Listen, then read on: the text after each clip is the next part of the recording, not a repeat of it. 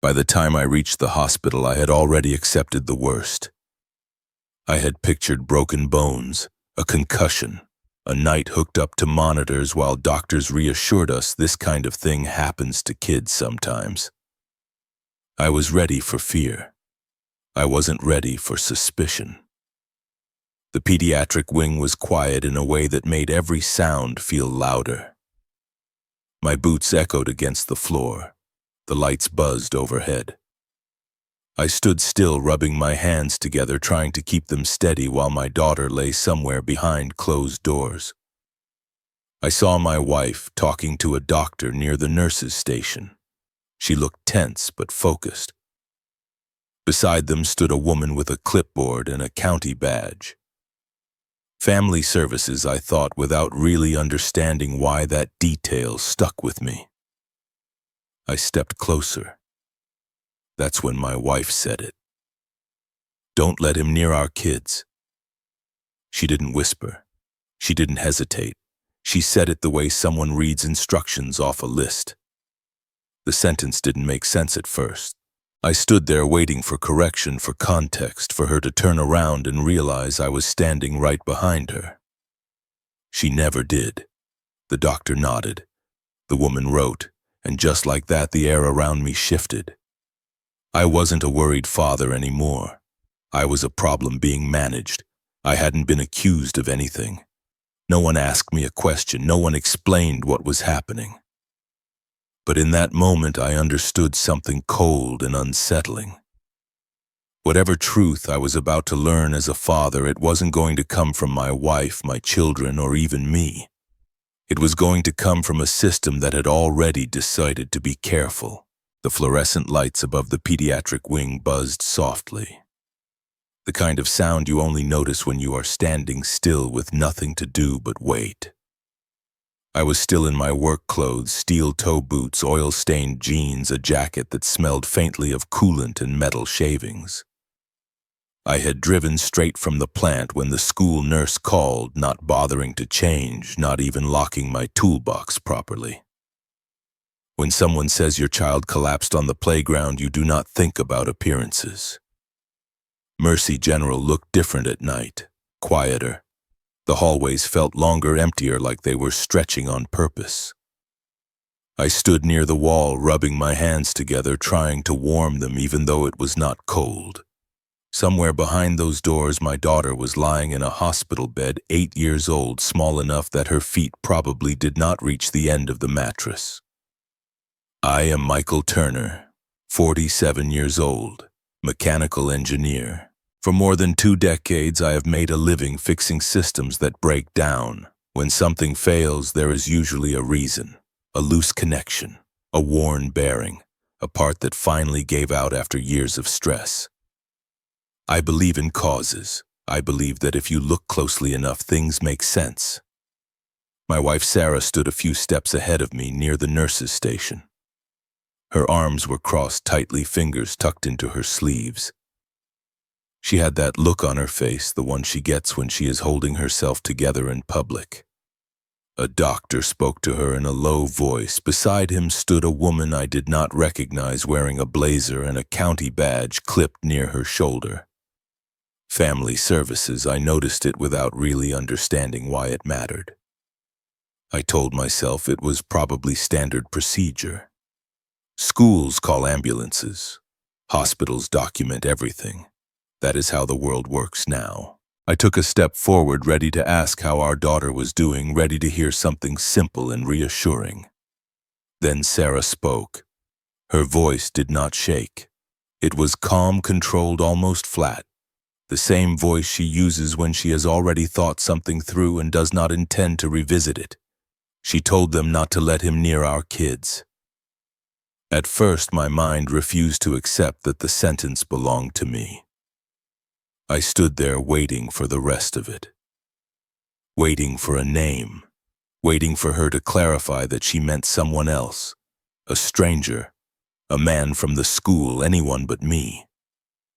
The words floated in the air and then settled heavy and unmistakable. The doctor nodded once. The woman from family services wrote something on her clipboard. No one turned around. I felt something shift inside my chest, not sharp, not sudden, but slow and disorienting, like the moment an elevator stops too hard between floors. My first reaction was not anger. It was confusion. I started flipping through memories the way I would scan a diagnostic report. Soccer practices where I stood on the sidelines with a coffee that went cold. Evenings at the kitchen table helping with math homework, erasing mistakes gently so she would not feel bad about them. Sunday mornings fixing her bike in the driveway while she held the flashlight and asked questions she already knew the answers to. Just that morning she had complained about a loose tooth and asked me if the tooth fairy paid extra for molars. I told her I would have to check the current rates. She laughed. That sound was still fresh in my head. I waited for Sarah to turn around and explain. She did not. The doctor cleared his throat and said something about keeping her overnight for observation. The social worker nodded again and added that they just needed to follow protocol. She said it kindly, like she was apologizing for the inconvenience of it all. Protocol. When Sarah finally glanced back at me, her eyes slid away almost immediately. It was not guilt I saw there. It was resolve. That was when it hit me. This was not something that had slipped out under pressure. This sentence had been carried here deliberately. It had weight. It had a past. I said her name quietly, just once. She did not respond. The social worker stepped toward me, then her posture polite but firm, and asked if I could wait in the seating area down the hall for a bit. She said it like a suggestion, but her body was already angled to block the doorway behind her. I wanted to argue. I wanted to ask what this was about, what I had done, who thought this was necessary. Instead, I nodded. I have spent most of my adult life working under managers and inspectors who speak calmly while making decisions that affect everything beneath them. When authority sounds reasonable, you comply before you even realize you have agreed to something. I walked down the hall and sat in a molded plastic chair beneath a faded poster about proper hand washing. The clock on the wall ticked loudly. I noticed stupid details. A scuff on the toe of my boot, a coffee stain on my sleeve from earlier that afternoon, the fact that my phone battery was down to 11%. My daughter was somewhere behind those doors, scared or sleeping or both. And I was being asked to wait like a visitor, like someone who did not belong. The sentence replayed in my head over and over. Not let him near our kids. Plural. Not tonight. Not until things settle. Near. As if my presence itself carried risk. The pain did not hit all at once. It crept in slowly, settling behind my ribs, heavy and dull. This was not about one night. It was not about a misunderstanding that could be cleared up with a conversation. This was about a version of me that existed in someone else's mind. A version I had never been introduced to, but that now seemed to carry more weight than the man I actually was. A nurse came out eventually and told me my daughter was stable and resting. She said Sarah was with her. She said we would talk more in the morning. She did not use my name. I thanked her because that felt like the right thing to do, and watched her disappear back through the doors that had quietly closed on my life as I understood it. I sat there as the hallway lights dimmed for the night cycle. A cart rolled past somewhere in the distance. A monitor beeped once and then went quiet again. It occurred to me then that whatever truth I was about to learn as a father was not going to arrive with shouting or accusations. It was already here, written in calm voices and clean hallways, sealed inside a process that did not ask how I felt about it. I leaned back in the chair and stared at the ceiling tiles, counting them until my breathing slowed. Somewhere between tile 12 and tile 13, a thought settled in that I could not shake. They were not afraid of something I had done. They were afraid of something they believed I might be.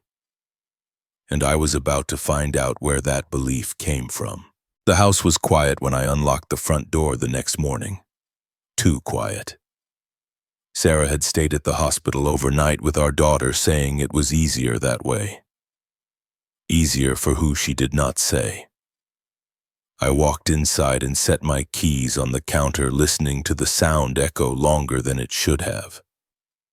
I did not sleep much. Every time I closed my eyes, I saw the hallway at Mercy General, and the way no one had looked at me when that sentence was spoken. By 8:30, I had already made coffee I did not drink and straightened things that did not need straightening. I kept expecting my phone to ring with an explanation. It did not. Instead, notifications started appearing. Emails one after another. I only noticed because Sarah's tablet was still synced to the family account on my phone. Messages from the school counselor, the district nurse, someone from the county office. All addressed to her, none to me. At first I told myself it was a simple oversight. Someone forgot to include my address.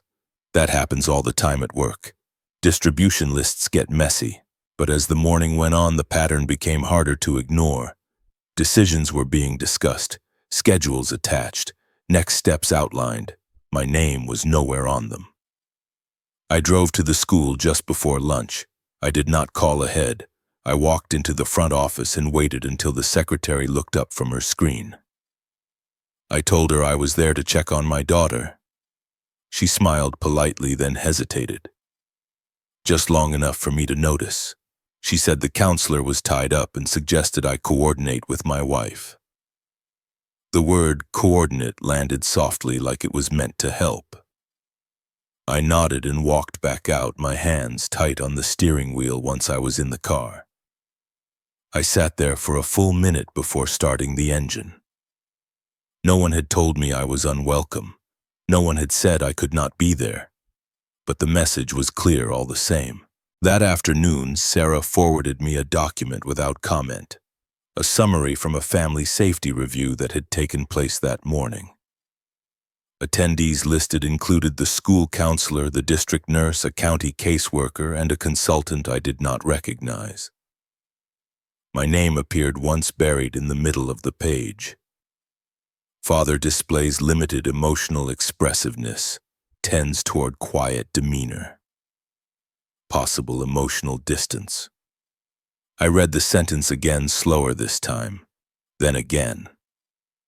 There was no explanation, no example, just a conclusion wrapped in professional language. I sat at the kitchen table where I had helped my daughter practice spelling words 2 nights earlier. The pencil she liked was still there, the one with the chewed eraser. I picked it up, then put it back down, unsure why my hands felt unsteady. I have never been a loud man. I listen, I think before I speak. At the plant that makes me reliable, problems get solved because I do not panic. At home, I thought it made me safe, steady, someone you could lean on. Here it made me a concern. I called Sarah. She answered, sounding tired but composed. She said everyone was just being careful. She said it was standard. She said it did not mean anything yet. I asked why no one had talked to me. There was a pause. She said they would eventually. They just needed to move, step by step. After we hung up, I stared at my phone and wondered when my role as a father had been reduced to waiting for permission to speak. That evening, a woman from the county finally called. She introduced herself and said she just wanted to check in. Her voice was warm, practiced. She asked about my work hours. She asked if I had support nearby. She asked how I was handling the stress. I answered honestly. I stayed calm. I did not argue. When I asked when we could meet in person, she said they were still gathering information and would reach out when appropriate. After the call ended, something sank in that made my chest tighten. She had not asked me a single question about my daughter. Not how she was feeling, not what she needed, not what I knew about her fears. I was not being consulted as a parent. I was being assessed as a variable. Over the next 2 days, things continued to move without me. Sarah took the kids to stay with her sister for a while. The school sent out a temporary schedule for drop-offs and pickups. My name was not on it. I tried to sign a permission form for a makeup assignment online and found the access restricted. When I called the school, they said it was just a temporary setting and suggested I speak with my wife.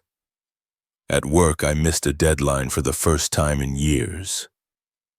My supervisor asked if everything was all right.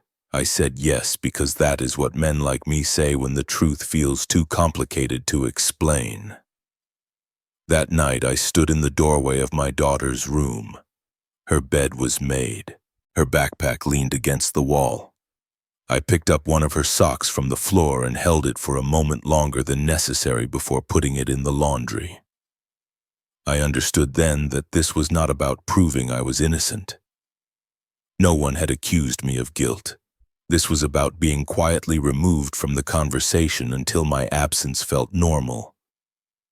I had done nothing wrong, but I was no longer being allowed to speak. And somewhere behind closed doors and polite emails, people were deciding what kind of father I was without ever asking me to describe myself. There was only one person left who might tell me the truth, and I knew she would not volunteer it unless I asked straight out. I drove to Sarah's sister's house the next evening, a narrow place on a quiet street where porch lights stayed on longer than necessary. I parked along the curb and sat there with the engine idling, watching the light flicker. I tried to slow my breathing before I went inside. I needed answers, not another argument that ended with silence. When the door opened, Jenna gave me a look that told me this visit had been expected. She stepped aside without asking why I was there and said Sarah was in the kitchen. The smell of tomato sauce filled the house, warm and familiar, the kind of smell that usually meant family. That night, it felt like a reminder that family could continue without me. My son sat on the floor with a pile of plastic bricks, focused and quiet. He looked up and smiled when he saw me, then hesitated like he was checking something in the room before committing to that smile. My daughter sat curled on the couch with a blanket around her shoulders, her face still pale. When she saw me, she stood halfway up. "Daddy," she said. Before I could move, Sarah's voice came from the kitchen, calm but firm. "Lily, sweetheart, stay right there." My daughter froze. She looked at me, then back at her mother, confused. The moment landed harder than anything else that day. It was not about distance, it was about permission. I forced a smile and lifted my hands slightly, palms open, trying to keep my voice steady. "Hey, Bug, how are you feeling?" She nodded. "I'm okay." I wanted to cross the room, sit beside her, brush her hair back the way I always did when she was sick. Instead, I stayed where I was, near the doorway, like a guest waiting to be told where to stand. Sarah came in from the kitchen, wiping her hands on a towel. Her hair was pulled back tight.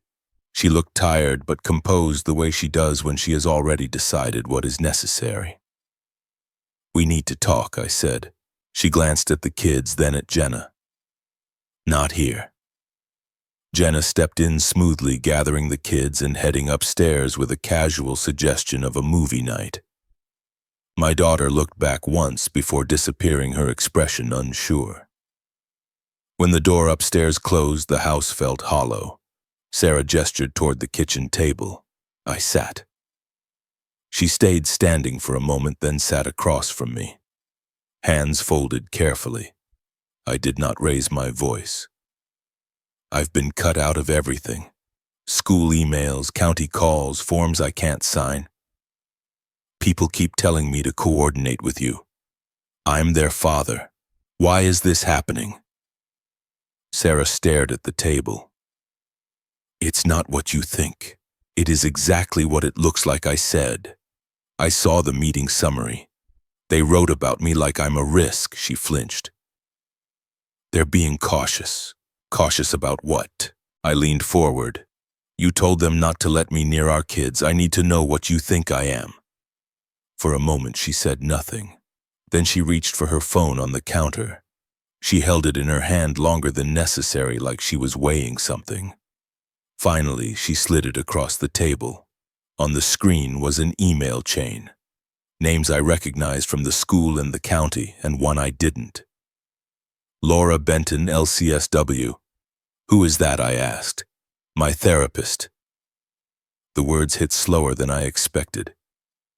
Your therapist. She nodded. I've been seeing her for a while. How long is a while? Since last winter. The room felt suddenly smaller. Months. While I was fixing broken appliances and packing lunches and assuming the quiet in our house meant peace, my wife had been telling our story to someone else. Why didn't you tell me? I asked. Sarah's shoulders lifted slightly defensive.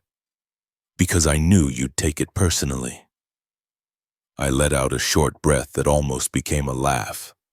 You think? She didn't smile. Laura thinks we need to be careful. I looked back at the screen. There were attachments, notes, summaries written in the same calm language I had seen in the county documents.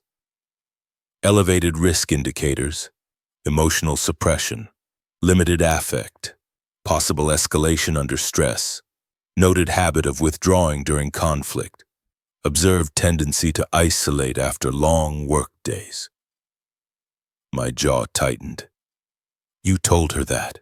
Sarah met my eyes. I told her the truth. She has never met me, I said. She's writing about me like I'm dangerous. She's writing about patterns, Sarah said. Things you don't see. I felt something hot rise in my chest. For a second, I wanted to slam my hand on the table to do something loud and undeniable. I didn't. I gripped the edge of the chair instead and forced myself to breathe. You could have talked to me, I said quietly. You could have told me you were afraid. Instead, you brought in a therapist who brought in the county.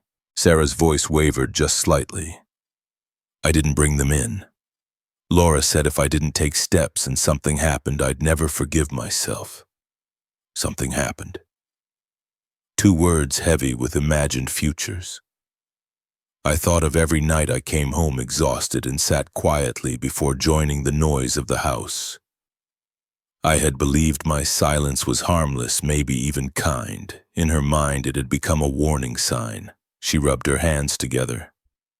When I was a kid, there were things I never told anyone, not you, not my parents. I thought I was past it. Then we had kids, and sometimes when you get quiet, when you shut down, it feels like I'm back there. I stared at her, the pieces settling into place in a way that made my stomach ache. My quiet scares you. She nodded, eyes shining but steady. I don't know what you're capable of when you're stressed. The sentence landed hard and cold. I thought about how carefully I had lived my life, how much effort I had put into being steady and predictable. None of it mattered against a fear that had been waiting for a shape. I pushed the phone back toward her. So our marriage is a file now. Notes, risk assessments. Sarah didn't answer right away. When she did, her voice was softer. I know this is going too far. I know it, but I can't stop now. That admission hurt more than denial would have. She knew, and she was choosing it anyway. Upstairs, my daughter laughed at something on the television. The sound cut through the room, bright and innocent. It reminded me that the damage being done was not theoretical. I stood slowly. Sarah watched me like she expected anger. I gave her none. Before I reached the door, she spoke again. I'm trying to protect them. I turned back. From what, Sarah? From me? Or from what you're afraid I might be? She had no answer. Outside, the porch light flickered above me. I sat in my car with the engine off, hands resting on the steering wheel. My phone buzzed in my pocket with a new email. I did not check it. All I could think about was the name I had just learned, Laura Benton, and the realization that a woman I had never met was quietly shaping my children's lives. And the next time the county called, I knew it wouldn't be to ask for my side of the story. It would be to tell me what they had decided. I did not wait for the county to call back. The morning after I left Sarah's sister's house, I went to work like I always did. I showed up on time, put on my safety glasses, and spent the first few hours fixing a pump that had been rattling for days. My hands knew what to do even when my mind kept drifting back to the name I had learned the night before. Laura Benton. And the idea that my life had already been reduced to notes written by someone else. By late morning, I knew I wasn't getting anything done. I told my supervisor I needed the rest of the day off. He looked at me for a moment longer than usual, then nodded without asking questions. Men my age recognize certain looks in each other. You don't explain them. You respect them. The county building sat downtown between a parking garage and a courthouse annex, a square brick structure that looked like it had been designed to avoid attention. I parked across the street and walked in with nothing but my wallet and a tight feeling in my chest that I refused to call fear. Inside, the lobby smelled like old coffee and disinfectant. A security guard checked my ID and waved a metal detector wand around my belt. At the front desk, a young woman asked who I was there to see. I told her my name and said I needed to speak with someone in family services about my children. Her fingers paused over the keyboard. She asked for a case number. I told her I didn't have one. She asked for my wife's name. I gave it. She typed again, then told me to take a seat. Her voice stayed pleasant, but something in her posture changed, like a door had closed quietly. I sat beneath a poster about child safety and watched people pass through the lobby. Some looked angry. Some looked exhausted. One man paced back and forth like he was practicing what he planned to say. I kept my hands folded on my knees because I could feel how close they were to shaking. After a while, a woman called my name. She introduced herself as Megan Price and led me down a narrow hallway. Her office was small and clean with 2 chairs and a desk. She sat down and gestured for me to do the same.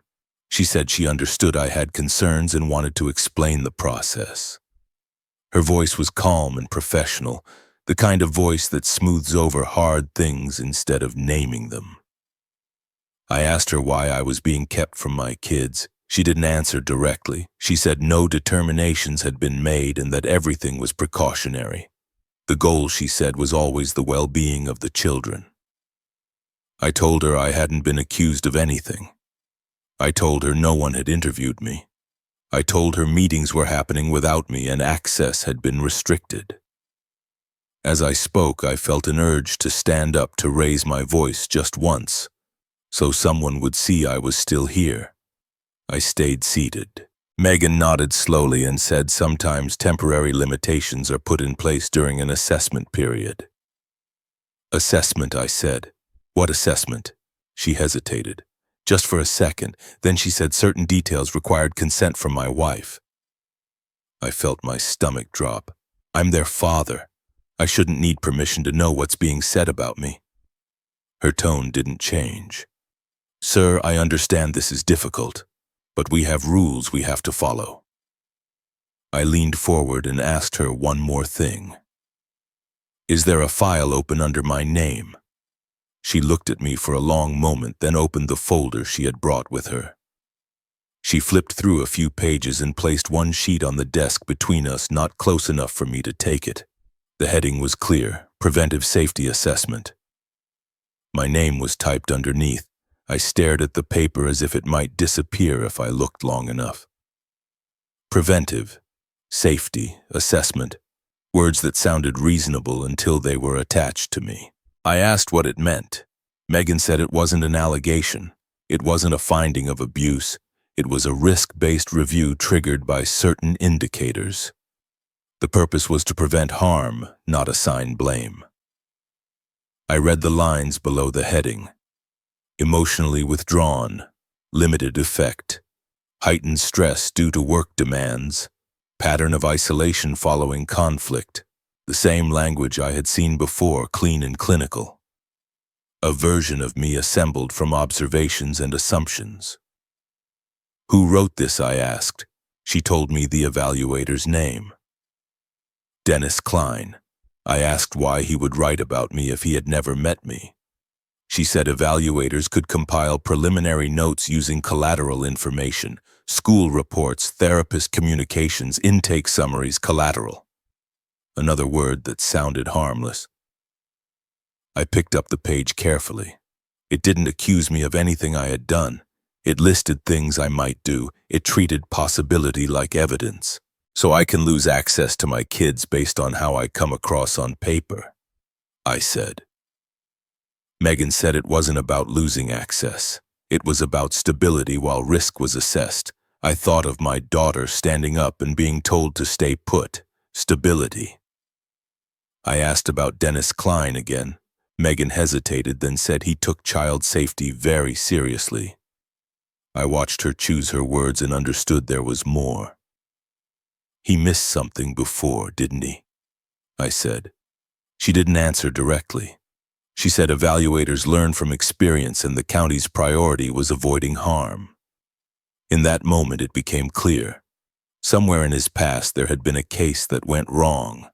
A child hurt, a report that came too late. And now Dennis Klein was determined not to miss another risk, even if it meant seeing danger where there was none. If risk was enough, I realized then no one was truly safe. When I asked what I could do, Megan said there would be a formal interview. I could provide references. I could demonstrate cooperation. If I wanted legal counsel, that was my right. That was the first time anyone acknowledged I might need protection too. Outside, the air felt colder than it should have. I stood on the sidewalk watching people hurry past, all of them unaware of how easily a life could be narrowed down to a few paragraphs in a file. I drove home and sat in my driveway without getting out. My phone buzzed with a new email from the county. The subject line made my throat tighten. Notice of scheduled assessment interview. I opened it slowly. The date and time were listed, the location, the name at the bottom, Dennis Klein. I stared at the screen, thinking about my kids and how a man who had never met me was about to decide whether I could walk them to school again. The idea stayed with me all the way home, that a stranger's judgment might decide whether I could walk my kids to school again. It pressed on my chest until breathing felt deliberate. By the time I pulled into the driveway, I knew there was one conversation I could no longer avoid, even if it tore open everything we had tried to keep intact. Sarah called that evening. Her voice sounded worn down, thinner than I remembered, like someone who had been holding a door shut for too long. She asked if we could talk, really talk, without the kids around. I agreed. I told myself I was ready for whatever came next. I was wrong, but I went anyway. Her sister's house looked the same as before. Quiet street, porch light flickering like it might give out at any moment. Inside, the kitchen light was warm, almost forgiving. We sat at the table with nothing between us. No phones, no papers, just the space that had grown while we were busy not asking each other hard questions. I told her about the county office, the file, the evaluator's name. I told her how it felt to see my life reduced to phrases like risk and withdrawal. She listened without interrupting, eyes fixed on the wood grain of the table. When I finished, she let out a long breath, the kind that empties you. "There are things I never told you," she said. I waited, my hands folded tight enough that my knuckles ached. When I was young, there was a man, not family, not a stranger. Someone everyone trusted. What happened wasn't loud. It didn't leave marks anyone could see. And when it ended, no one talked about it. So I didn't either. Her voice stayed steady, but her hands trembled. She pressed them together as if she could hold the memory still. I told myself it was over. I built a life with you because you felt safe, quiet, reliable. But when we had kids, something shifted. Every time you went quiet after work, every time you pulled inward, my body reacted before my mind could catch up. I knew it wasn't fair. I knew it wasn't rational. But fear doesn't ask permission. The words settled slowly, not accusations. Explanations I had never been given a chance to hear. "I never thought you would hurt them," she said quickly. "I want you to know that. But fear isn't about what you know. It's about what you imagine." I leaned back and stared at the ceiling, trying to understand how something I believed was kindness had been received as threat. I had thought my silence gave her space. I had never imagined it could open a door to something this destructive. "So you told a therapist," I said, "and she told you to take steps." Sarah nodded. Laura talked about responsibility, about how parents live with regret forever if they ignore warning signs.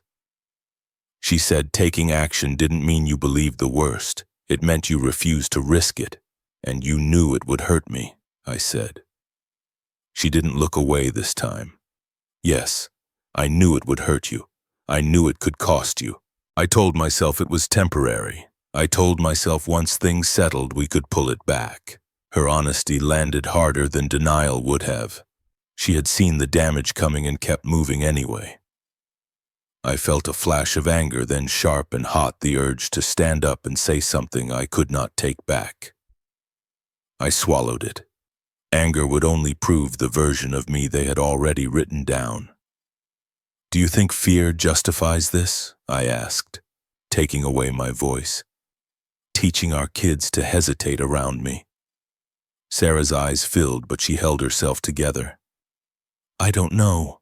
I know it's wrong. I know it's gone too far, but once the system was involved, I didn't know how to stop it without feeling like I was choosing you over them." The sentence sat between us, heavy and impossible. I realized then how quietly fear had rewritten our marriage. Love had not failed us. Silence had. We had both been protecting something, and in doing so, we had stopped protecting each other. I thought about the interview that was coming. The evaluator who would decide my future with my children based on notes and impressions. I wondered if I should fight harder. If I should hire a lawyer immediately and draw a line. The thought passed through me and then faded. Winning at all costs suddenly felt like another kind of loss. We sat there for a long time listening to the house settle around us. Somewhere upstairs, one of the kids shifted in their sleep. I stood to leave. Sarah didn't try to stop me. At the door, she spoke softly. "I never wanted to hurt you. I know that doesn't change anything." I nodded. "I know." And that made it worse. Outside, the night air cut sharp against my face. I sat in my car with my hands on the wheel, staring at the dark street ahead. Our family wasn't breaking apart because of cruelty or betrayal. It was breaking because fear had been allowed to speak louder than trust. As I drove away, one thought stayed with me. Once fear had been written into a file, it didn't matter how much love had existed before. The next person I would speak to would not ask what had happened in our home. He would decide what was allowed to happen next. The morning after that realization, I finally called a lawyer. She didn't sound surprised when I explained the situation. She asked for dates, names, copies of emails. When I mentioned the preventive safety assessment, her tone shifted slightly, the way it does when someone hears a familiar problem. She told me to come in. Her office was above a real estate agency downtown. The kind of place with beige walls and framed certificates meant to inspire confidence. Family law, custody, protective orders, words that felt foreign and unearned when attached to my life. She listened carefully while I talked, taking notes, nodding now and then. When I finished, she leaned back and looked at me. "You have a real chance here," she said. "You could win." I waited for the catch. She explained that there were no allegations, no findings, no criminal history, a therapist who had never met me, an evaluator relying on second-hand information.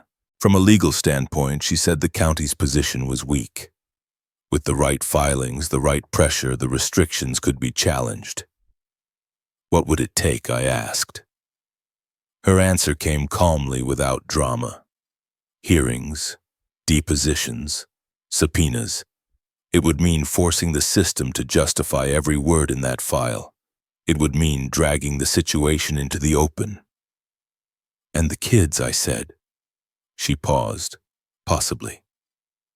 If it escalates, children are sometimes interviewed. Not interrogated, she added quickly, but asked about their home life, their routines, their feelings. Feelings. The word sat heavy. I asked what that looked like. She didn't soften it. They might be asked if they ever felt scared, if they remembered moments when things felt tense, if they noticed changes in me when I was stressed. I pictured my daughter sitting across from a stranger trying to understand why the right answer suddenly mattered. I pictured my son searching his memory for something that wasn't there, wondering if he was supposed to remember being afraid. The lawyer leaned forward. I want to be clear. You can fight this and likely win, but winning may put your children in the middle of a conflict they don't understand. That part isn't about the law, that's about you. I thanked her and said I needed time. At work, the pressure showed up in small ways. A conversation that went quiet when I walked into the room. A meeting I was no longer invited to, nothing official. Just enough to remind me that once a question exists, it doesn't need proof to spread. My supervisor asked if everything was okay at home. I said yes because that answer still felt safer than the truth. That night I found one of my daughter's drawings tucked between papers on the counter. Stick figures, a crooked sun, me holding her hand.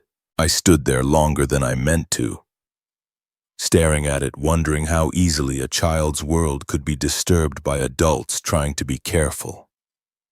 I wanted to fight. I wanted my name cleared. I wanted the file corrected, the assumptions erased. I wanted to walk into that interview and make them see me the way my kids did. The thought of staying quiet while others decided my worth made my jaw tighten. But every path toward victory seemed to run straight through my children. The lawyer called to check in. She asked if I wanted to move forward. I told her I needed another day. Later, Sarah texted. The county had asked about scheduling interviews with the kids. Just preliminary, she said. Laura thought it would help clarify things. I typed out a response, deleted it, then typed another. My hands hovered over the screen. Clarify for who? I finally told her I had spoken to an attorney. She didn't reply. That night, I sat alone at the kitchen table with the lights off, looking at my reflection in the window. I thought about what winning would actually mean.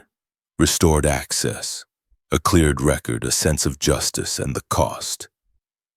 Questions planted in young minds, memories reshaped by suggestion. A family pushed past a point where things could quietly heal. I realized then that proving I was right might close doors I didn't know how to reopen. That some victories leave scars that last longer than the conflict that caused them. My phone buzzed with a reminder for the assessment interview. Time, location, the name Dennis Klingman. I looked at the screen and thought about my kids again, about the way my daughter laughed without thinking, about how my son leaned into me during movies without noticing. I set the phone down without responding. For the first time since this began, I understood that being a good father might mean refusing a kind of victory that would take something from my children I could never give back. I left the phone on the table until the screen went dark, then picked it up again and called my lawyer back. I told her I did not want to push the case into a fight that would pull my kids into rooms where words could be planted and memories reshaped. I told her I wanted another way, something that corrected the damage without turning our family into an exhibit. She was quiet for a moment, then said there was an option that carried less noise and more patience. We could request an independent evaluation, one done by someone outside the county system. Someone with no connection to the existing file. It would not erase what had already happened, she warned. But if the conclusions were clear, the county would be forced to respond. I agreed, knowing even this path would come with conditions. The evaluator was named Robert Hale, late 60s, decades of experience. He did not advertise. His office sat in a converted house on a side street, no signage beyond a small plaque near the door. Inside there were no posters about safety or risk, just shelves of books that looked used, not decorative. He shook my hand and said we would take the time we needed. He did not begin with accusations or checklists. He asked about my work, my routine, how I handled pressure when things went wrong. He asked about my kids, what they liked, how they spent their weekends. He asked what our home felt like on an ordinary evening. I answered without performing, without trying to sound like the right kind of father. I told him the truth, even when it made me uncomfortable. When he asked why I was there, I told him I had been labeled a risk without being heard, that I was afraid of fighting in a way that would hurt my children more than it helped me, that I wanted protection, not victory. He listened. He took notes sparingly. When I told him I tended to go quiet when overwhelmed, he nodded. That is regulation, he said gently, not withdrawal. The evaluation stretched over weeks. He spoke with Sarah. He reviewed the county file. He read the therapist notes, the language, the assumptions hiding behind careful phrasing. He asked why certain words were chosen when others would have fit better. He asked what had been observed and what had been inferred. When the report arrived, it did not celebrate me. It did not condemn anyone. It was precise. No indicators of abuse. No evidence of emotional harm, no behavior consistent with elevated risk. Prior assessment relied heavily on second-hand interpretation and lacked direct observation. Conclusions exceeded available data. The county response was not immediate. Days passed, then a week. During that time, I was informed there would be temporary conditions while the review was processed. Supervised exchanges, limited contact windows. Not because of new concerns, but because the system moved slowly once it had already moved too fast. I accepted it. When the decision finally came, it arrived quietly. Dennis Klein was removed from the case pending an internal review. The language was careful. No admission, no apology, just reassignment. Restrictions were lifted gradually. Access restored in steps, emails adjusted, permissions as if correcting clerical errors rather than lives. Sarah and I sat together when the final notice came through. She read it twice, then set her phone down. Relief did not wash over her face, something closer to reckoning did. "I am sorry," she said. I believed her. That did not mean everything was repaired. She asked if I was going to sue, file complaints, push for accountability beyond this. I told her no. Her eyes searched mine. "They were wrong," she said. "You could make them answer for it." I thought about it. The temptation was real. I could have pressed harder, demanded consequences, public ones. I imagined what that would feel like, the satisfaction of being proven right in a way no one could ignore. Then I imagined my kids sitting in more rooms, hearing more questions, watching adults argue about their father. "Not without making them pay too," I said. She nodded slowly. In that moment, I saw the cost of her fear settle in. Not as shame, but as understanding.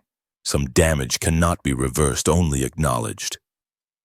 The evaluator who had written the original report faded from the process. His name stopped appearing. His influence ended without ceremony. In systems like this, losing authority happens quietly. That was enough.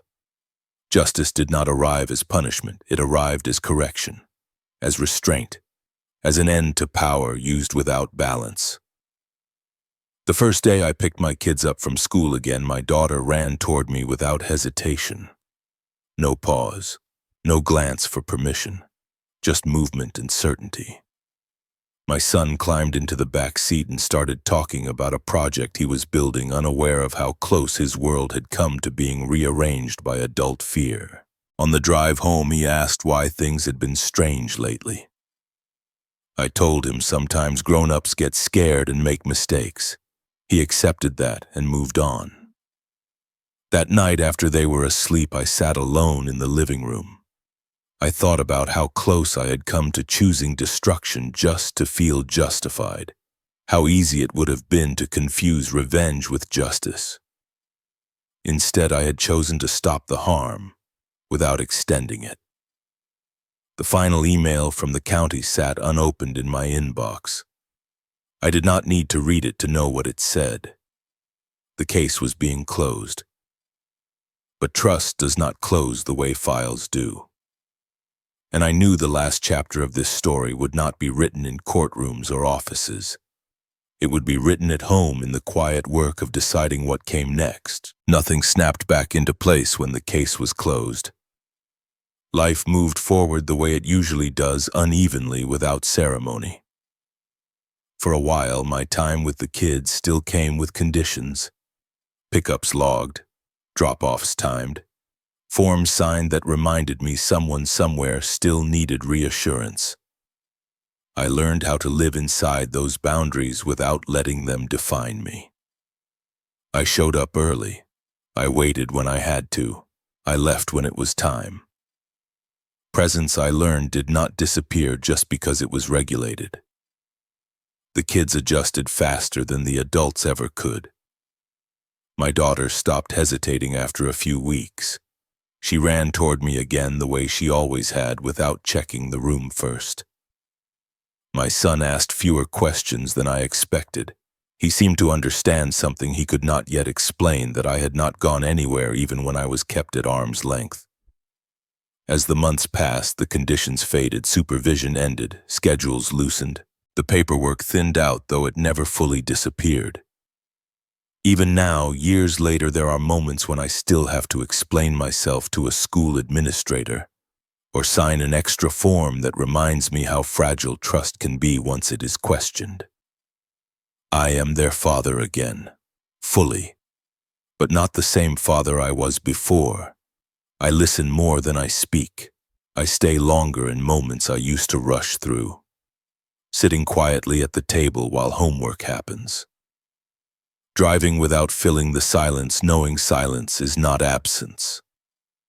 I learned how to be steady without needing to prove it. Sarah and I did not return to what we were. We talked carefully at first, then with more honesty than we had managed before. She carried the weight of what her fear had set in motion. I carried the knowledge that trust once cracked does not heal just because the danger passes. We did not turn into enemies. We did not pretend everything was fine. What we shared was responsibility, to the kids, to truth, to never letting silence grow into something that could harm them again. Years went by. The kids grew older, taller, louder. They asked better questions and sometimes harder ones. They learned enough of the story to understand that adults can be wrong and that systems built to protect can still cause damage when fear goes unchecked. They also learned something else, something quieter. That I stayed. I was there for games and late pickups, for bad report cards and proud moments, for long drives when no one talked, and for nights when everything spilled out at once. I was not perfect. I did not try to be. I was present. When I look back now, I can see the path clearly. The shock of hearing myself spoken about as a threat, the confusion of being shut out, the anger that never quite found a place to land, the injustice that felt impossible to explain, and then the choice that mattered more than any ruling. I learned that being a father does not always come with being believed. It comes with being consistent anyway. It comes with choosing restraint when outrage would feel easier. It comes with protecting your children even when the harm wears the face of good intentions. The people who acted out of fear were not destroyed. They were not humiliated, and that matters. The real consequence was quieter. They lost control. They lost the ability to decide for others without balance or accountability. Power that had been used carelessly was taken back and limited. That was justice. Not revenge. Not spectacle, just the end of harm. There are moments even now when I think about how close I came to choosing a different path. How easy it would have been to turn my pain into something that followed my kids long after they forgot the details. I am grateful I stopped when I did, because the truth I learned as a father is simple even if it took me years to understand it. You do not prove your love in courtrooms or reports or arguments you win. You prove it by staying, by choosing your children over your pride, by showing up again and again even when it costs you something. One morning not long ago, I sat in the car outside the school and watched my kids walk toward the entrance, backpacks slung over their shoulders, voices overlapping. They did not look back to check if I was watching. They did not need to. If this story feels familiar, if you have ever tried to do the right thing for your family and felt unseen or misunderstood along the way, you are not alone. These stories matter because they happen quietly every day. Stay here. Share what this brought up for you. And if you want to hear more stories about fatherhood justice and the choices that define us long after the noise fades, you are welcome to stay with me. Some victories do not announce themselves. They live on in the simple fact that the people you love grow up knowing you were always there.